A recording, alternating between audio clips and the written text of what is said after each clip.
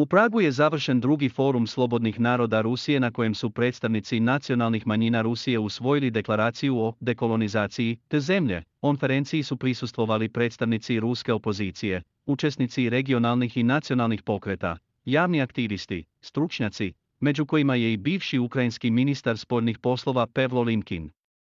Ako se navodi u najavama konferencije, ako slavni lideri ruske opozicije žele da zamene lošeg kralja Remlja dobrim, onda je Forum slobodnih naroda posvećen radikalnom restrukturiranju Rusije, koju treba dekolonizovati, deimperializovati i deputinizovati, izvestila je Novinarnija. Prema rečima učesnika foruma, ruski predsjednik Vladimir Putin izgradio je diktatorski sistem sa prosperitetnom metropolom, koja crpi resurse iz podređenih kolonija i koristi ih za zadovoljenje imperijalnih ambicija. Ova agresivna politika je već dovela do najvećeg rata u Europi u posljednjih 80 godina, citiraju CSK novini, organizatore događaja.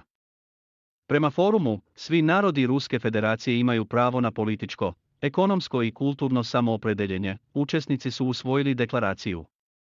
U njoj se, između ostalog, pozivaju predstavnici etničkih grupa koji se bore u redovima ruske vojske u nepravednom ratu protiv Ukrajine da se vrate kući ili predaju ukrajinskim trupama. Autori dokumenta pozivaju se na osnovne dokumente UN, pravo naroda na samoopredeljenje, deklaraciju o nezavisnosti kolonijalnih zemalja i naroda, deklaraciju o pravima autohtonih naroda i deklaracije o suverenitetu, koje su usvojene početkom 1990-ih.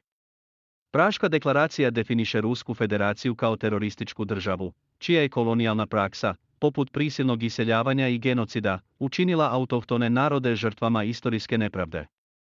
Naši narodi su bili umešani u ratne zločine. Politikom imperijalističkog centra protiv nas se uvode sankcije, preti nam civilizacijska izolacija, pa čak i potpuni nestanak, navodi se u deklaraciji.